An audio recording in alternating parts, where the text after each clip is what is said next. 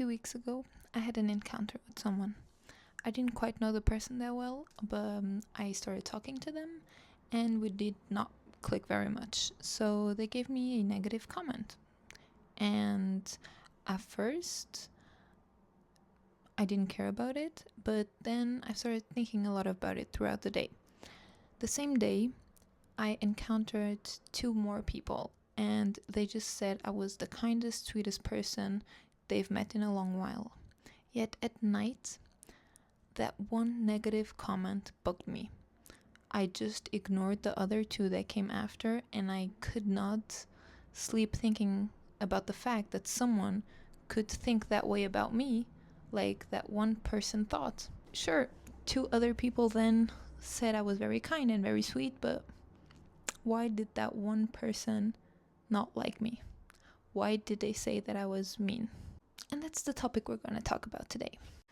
We generate a lot of positive and negative feelings on people daily.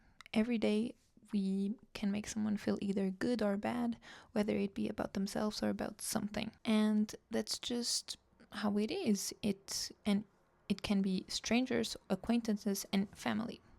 We just generate feelings on everyone because either you're bothering someone at the grocery store, or either you were just very kind to a stranger, or you just started a big ass fight with your family, but you gave your friend a gift. So every single action you did generated some kind of feeling on a person. And anything that goes a little bit out of the ordinary will generate feedback, whether it be positive or negative feedback. And let's get it out of the way immediately. I'm not talking about constructive criticism. I'm really talking about negative feedback here. That is just free negative comments. Anyways, one of the cool thing about life is that we are not the same. We will literally just have different opinions, different feelings about people, about things, about subjects. We just feel differently about the same things. And I think it's very poetic in a way. So we have different reactions because we were born with different personalities and temperaments, right? So let's talk about one example. It was kind of the same thing I talked about at the beginning, but let's put it into an exercise, into a daily life example. You work at a little clothing shop, right? Someone comes in, you're the cashier, and they want to return something. They wanted to return a t-shirt, but they didn't have the receipt. Yet they claim they came here 2 days ago. And you were even the cashier that was there doing it for them, right? But they don't have the receipt. So what can you do?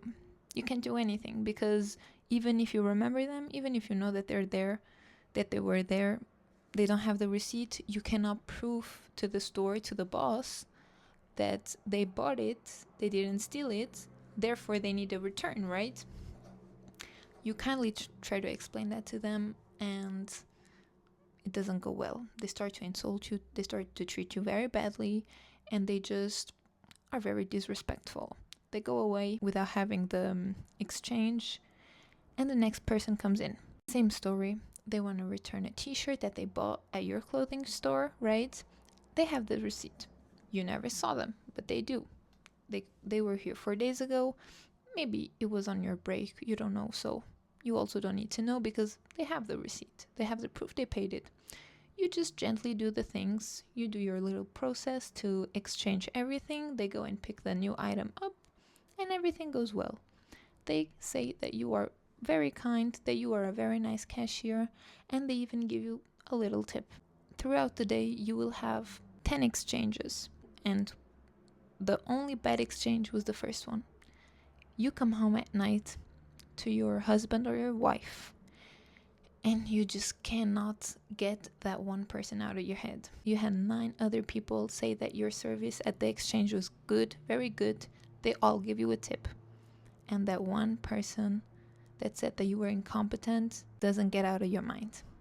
Why? Why do we do that to ourselves? Why do you have so much positivity, yet that one little small negative part of your day stays in your head and bugs you? It even poisons the rest of your day, doesn't it? Because you don't care anymore that someone else was kind to you and they gave you a tip and they complimented you. You care about what poisoned the day. You care about that bad comment, that mean person. And especially on this case, you couldn't do anything. It's not like you didn't want to, it's just that legally you have to follow the store's rules, or you could also just get fired. So your actions were kind of limited. You couldn't do something for them because it was at the store, right? That thing bugged your mind, and you don't understand why. Sometimes the problem here is also related to your self-worth, how much you think of yourself.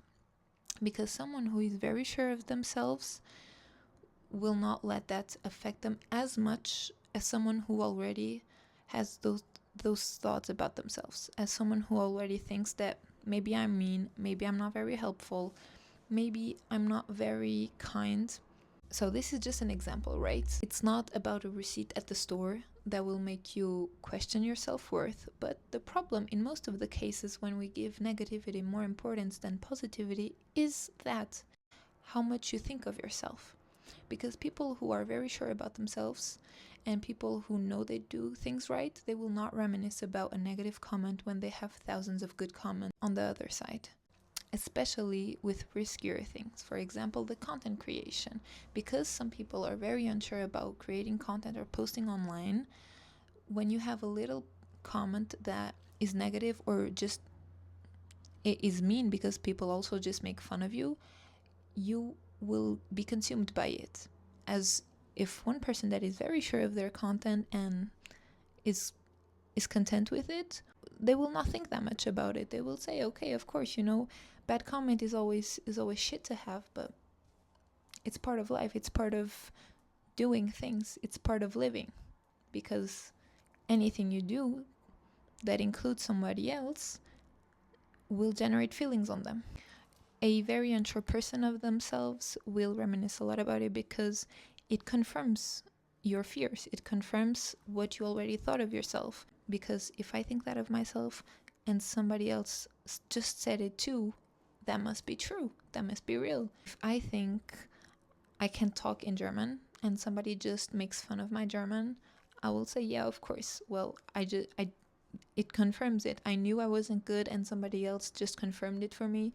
So it's out in the reality. It's a fact. If somebody else says it, it's a fact. And that's not very true, is it?